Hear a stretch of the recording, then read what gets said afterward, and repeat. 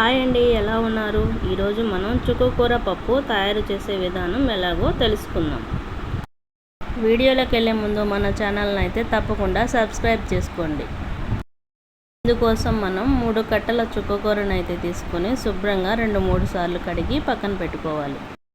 ఈ చుక్కకూరను అయితే నేను ఇంట్లోనే సీడ్స్ వేసి పెంచాను. ఇందులోకి కావలసినవి 1 కప్పు పెసరపప్పు, టమాటా తరుగు 2 కప్పులు, ఉల్లిపాయ తరుగు 1 కప్పు,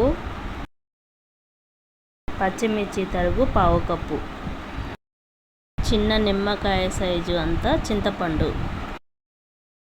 ఇప్పుడు ఒక బౌల్లోకి పెసరపప్పు తీసుకొని 2-3 సార్లు వాష్ చేసుకొని అందులో కొద్దిగా వాటర్ యాడ్ చేసుకొని స్టవ్ మీద పెట్టుకోవాలి. ఇందులో పసుపు 1/2 టేబుల్ స్పూను, పచ్చిమిర్చి, టమాటో, ఉల్లిపాయలు వేసుకొని ఒక 10 మినిట్స్ పాటు ఉడికించుకోవాలి.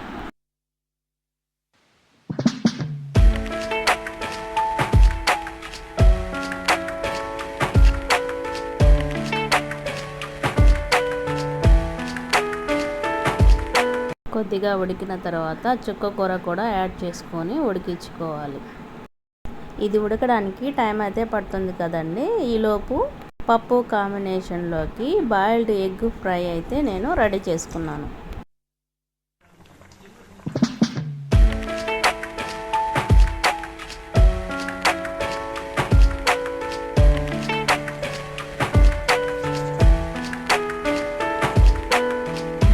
ఇప్పుడు పప్పు అయితే బాగా ఉడికిపోయిందండి. ఇందులో మనం చింతపండు, రుచికి సరిపడా ఉప్పు యాడ్ చేసుకోవాలి. ఇప్పుడు స్టవ్ ఆఫ్ చేసుకొని పప్పు గుత్తితో మెత్తగా గ్రైండ్ చేసుకోవాలి.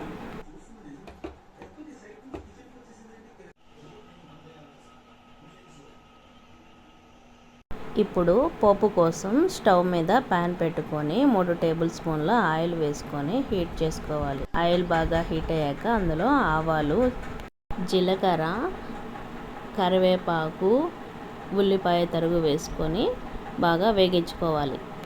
ఇప్పుడు ఈ పోపు అందులో వేసుకొని ఒక 5 మినిట్స్ పాటు స్టవ్ మీద పెట్టుకొని ఉడికించుకోవాలి.